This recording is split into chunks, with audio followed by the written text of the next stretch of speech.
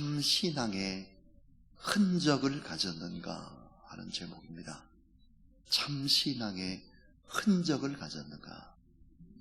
흔적이라는 말은 스티그마라고 합니다. 헬라어로 스티그마.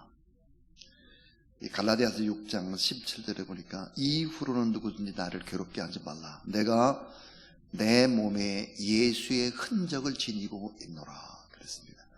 사도 바울의 고백입니다. 내 몸에는 예수 그리스도의 흔적을 가지고 있다. 자, 예수의 그리스도의 흔적을 볼까?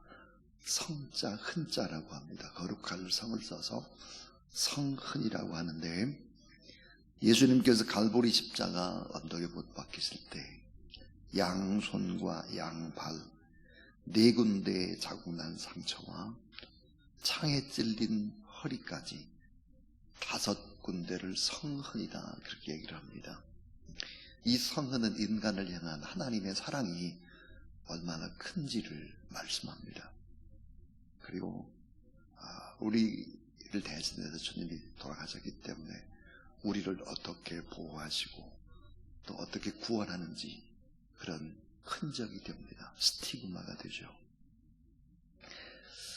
우리나라의 석학의 최고의 지정이었던 한 분, 고 이어령 교수님이 계셨는데, 살아계실 때 몇 번이나 반복해서 이런 말씀을 하셨습니다. 주님의 부활을 의심하는 도마에게 주님께서는 십자가상에서 흔적, 성흔을 증거로 도마에게 보여주셨다.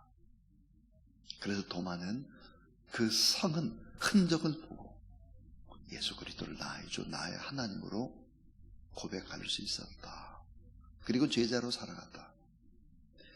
자, 오늘날 똑똑하다고 떠드는 현대 지성인들에게, 도마 같은 사람들에게 세상을 향한 고난과 고통의 흔적을 보여줄 수 있는 그리스도이 얼마나 되느냐. 그래야 예수 그리스도를 믿게 되는데, 자, 아픔과 고난의 흔적이 없는 교회, 아픔과 고난의 흔적이 없는 성도들, 복음은 증거되지 않을 것이다 그렇게 말했습니다.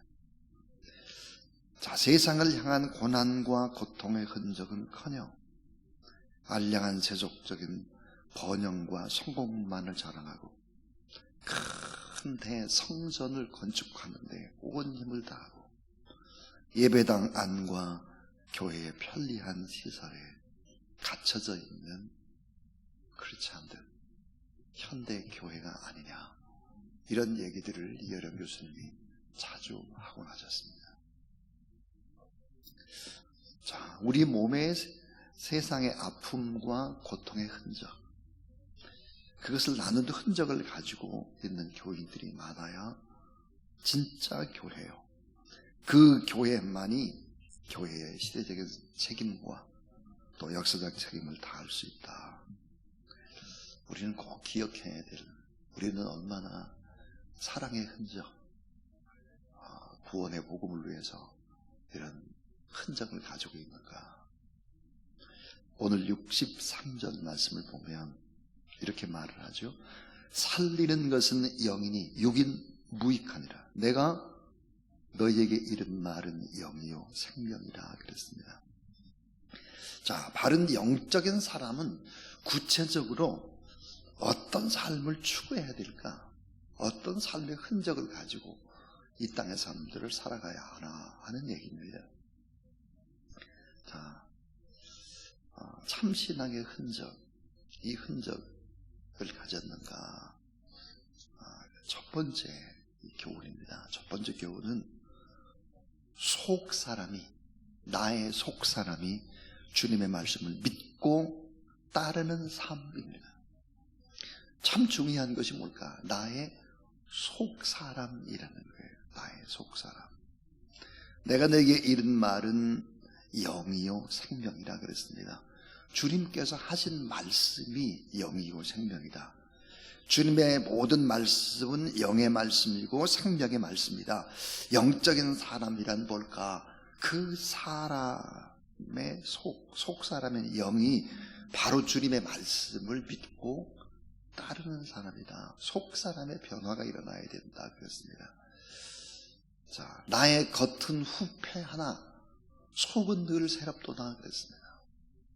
우리의 이 영적인 사람은 반드시 이 속 사람이 늘 주님을 따르기 때문에 주님을 닮아가는 사람이다. 자, 우리 컴퓨터는 하드웨어보다는 훨씬 더 중요한 것이 그 안에 잘 보이지 않는 것이 들어가 있는 소프트웨어입니다. 많은 사람들은 소프트웨어 전쟁에 돌입했죠. 이 세상의 모든 것들을 보게 되면 속의 것이 밖의 것을 지배하는 것입니다. 보이지 않는 것이 눈에 보이는 것을 지배하죠. 진정으로 지혜로운 사람은 겉사람이 아니라 속사람, 즉 육체가 아니라 영이 하나님 앞에 바로 서 있는 사람이다. 육체는 결국은 무엇을 따라가느냐? 영을 쫓아가게 되어 있습니다. 그러니까 영이 하나님 앞에 바로 서 있어야 된다는 것을 의미합니다. 자, 여러분, 역사는 증언합니다. 교회의 역사. 이 역사는 뭘 증언할까? 교회가 영적으로 타락할 때 교회는 왕궁 같은 성전을 지었고 형식과 절차를 절대시했습니다. 모든 의식은 장엄해지고 교회 안에는 아주 웅장한 스테인블러서 파이프 오르간을 놓고 종교 지도자가 입는 성의는 더욱더 화려해졌습니다. 그리고 권위적이었죠. 이것은 무엇을 말하느냐? 하나님과 점점점 그 관계가 멀어졌다라고 하는 것을 이야기하는 것입니다. 참 중요한 것이 뭘까? 우리의 속사람이 주님을, 그 말씀을 믿고 따르는 삶, 그것은 너무 중요한 것이다.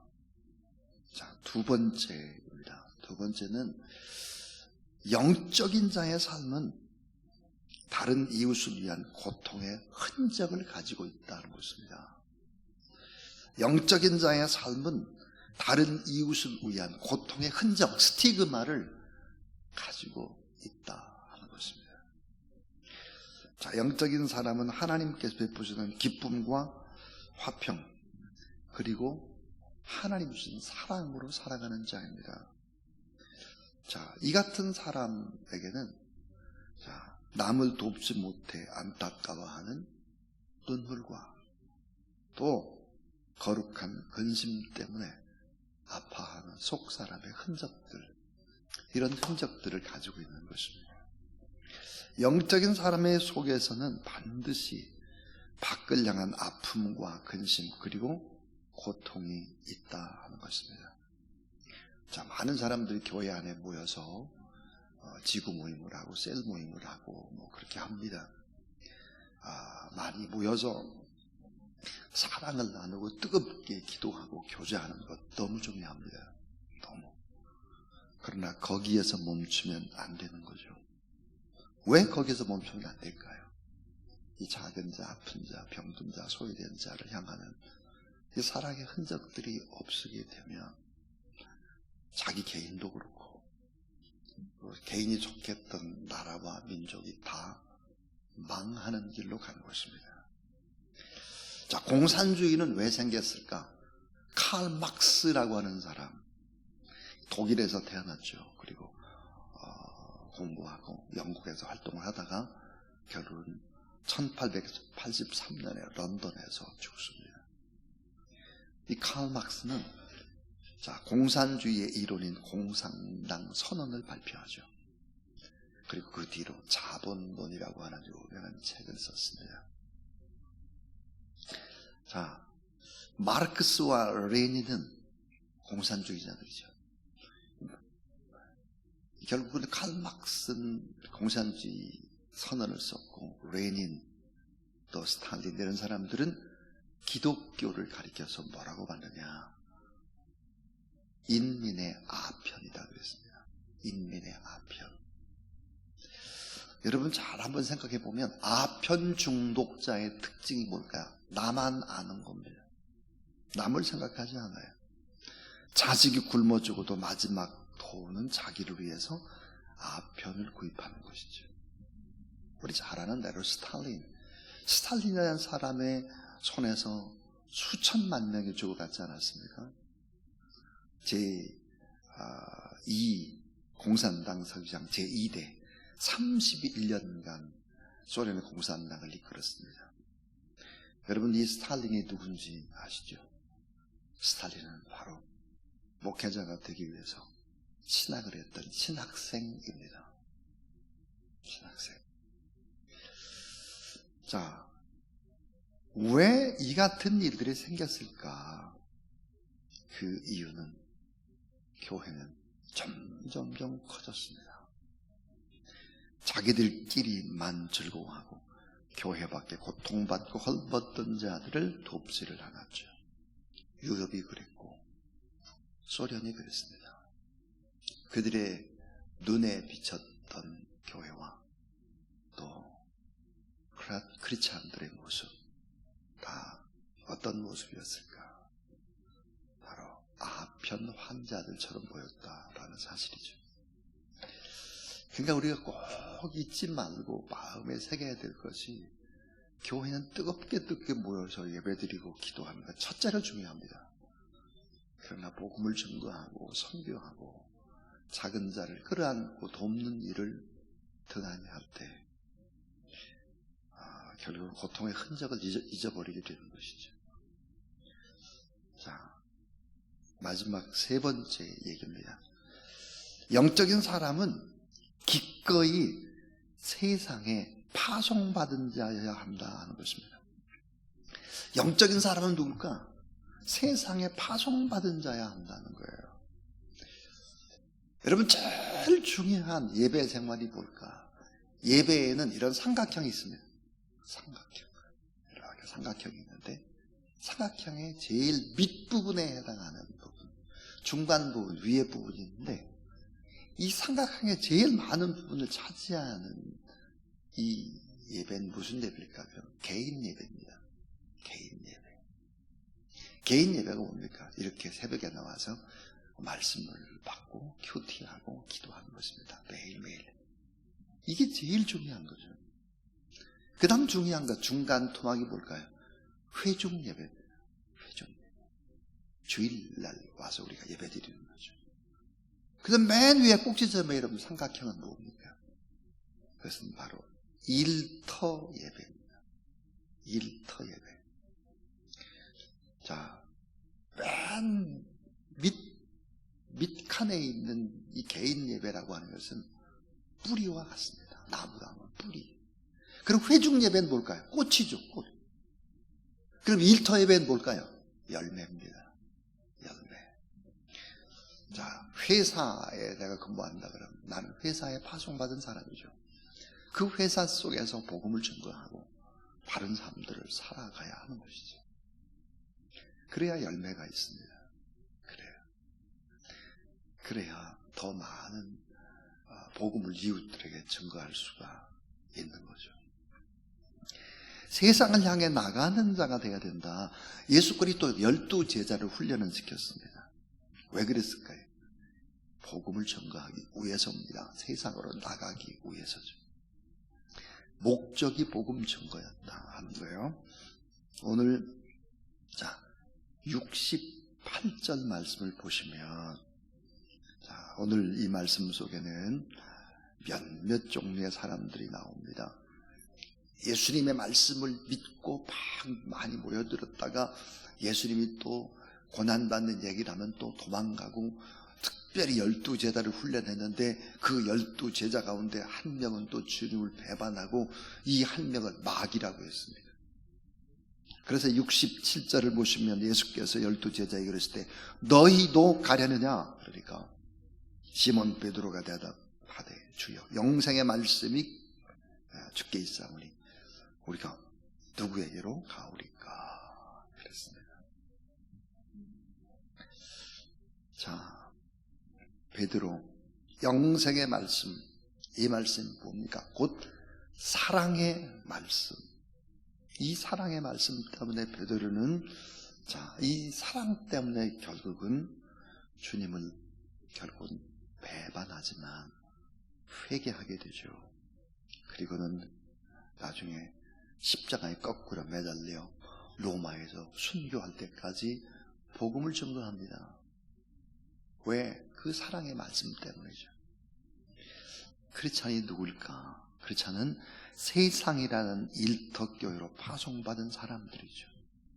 이 땅을 살려내야 하는 빛이요 소금처럼 그렇게 소리 없이 흔적을 세상에 심어야 되는 사람들, 예수 그리스도를 닮은 사람, 이런 삶들을 살아내야 한다 하는 것입니다. 자, 예수님을 따르는 사람들은 몇 종류가 있었습니다. 오늘 본문에도 나오죠. 하나는 말씀이 어렵다고 수근거리는 거예요. 무슨 영적인 생명의 말씀인지 잘 모르겠다고 수근수근거리는 사람도 있었고, 불평불만하는 사람도 있었고, 믿지 않고 예수 그리스도를 떠나가는 자도 있었고, 하나님의 말씀을 따르는 사람도 있었고, 그 중에 보니까 12제자도 있었는데 그 가운데 예수 그리스도를 돈 받고 배반하고 팔은 가룟 유다도 있었다 하는 것입니다. 이 가룟 유다를 가리켜서 마귀다 그랬고, 예수님께서는 차라리 이 세상에 안 태어났으면 좋을 사람이다 그렇게 말했습니다. 이게 여러분 예수 그리스도를 따르는 사람들의 종류였어요. 오늘 본문에 나오는 종류인데, 교회 안에도 똑같이 이런 5종류의 사람이 있습니다. 교회 안에도 신앙생활을 어려워하는 사람들이죠. 교회 안에 대해서 불평불만하는 사람도 있습니다. 잘 믿지 못하다가 교회를 떠나가는 사람이 있죠. 끝까지 예수 그리스도가 살아계신 교회를 끝까지 지키는 사람들도 있습니다. 또 교회 안에는 어둠의 자녀, 가룟 유다와 같은 사람도 섞여 있을 수 있다는 거죠. 왜? 예수님을 따르던 부류들이 그랬으니까 교회 안에도 이 5부류가 공존한다는 사실들을 우리는 알아야 할 것입니다. 자, 지금까지 참 신앙의 흔적을 하자는가, 영적이라고 말할 때 이 영적이라고 하는 게 뭘까? 3가지 얘기를 했습니다. 그 속 사람이 주님의 말씀을 듣고 따르는 그런 사람이다. 또 하나는 영적인 자의 삶은 다른 이웃을 위한 고통의 흔적을 가지고 살아가는 사람들이다. 3번째는 영적인 사람은 기꺼이 세상에 파송받은 자여야 한다 하는 것입니다. 여러분이 잘 알고 있는 손양원 목사님에 관한 이야기를 설교의 마무리로 우리 한번 돌아보면 참 좋겠다 싶어서 말씀을 드리겠습니다.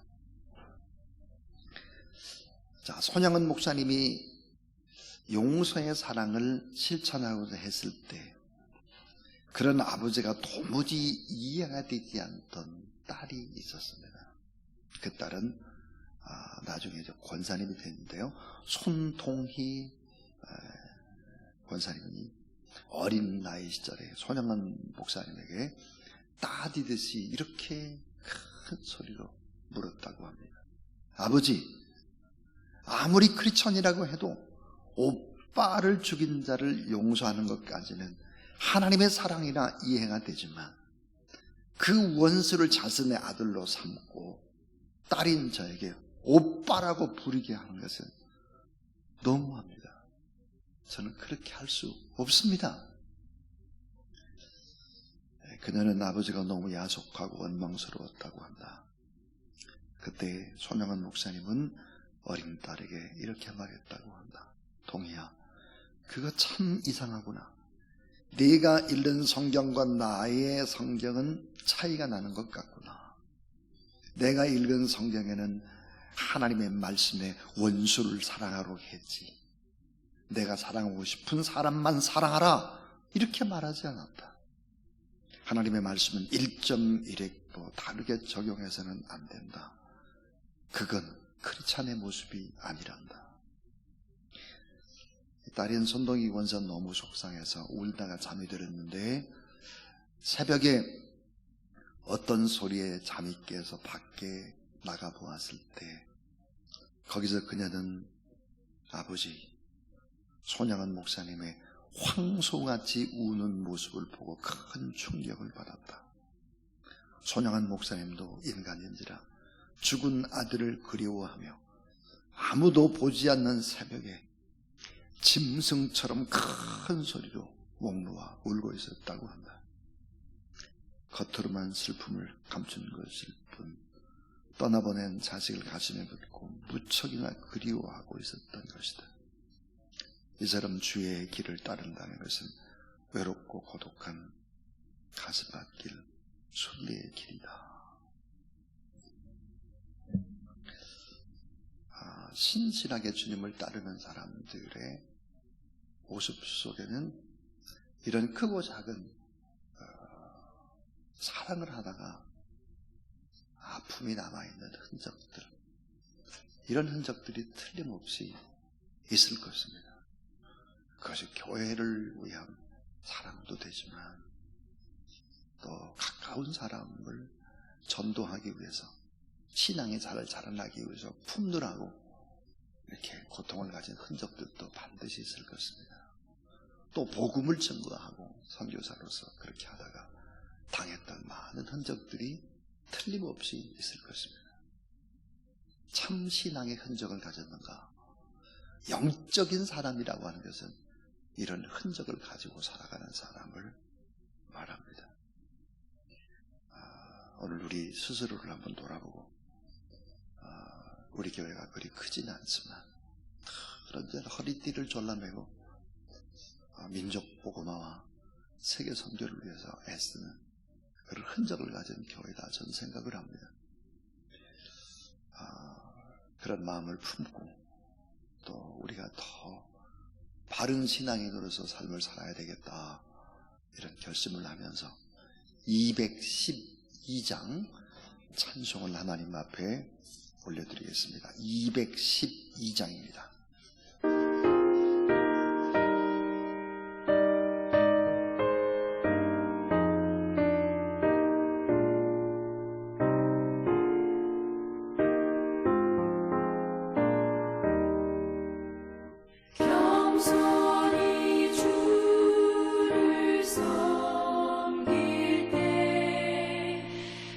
괴로운 일이 많을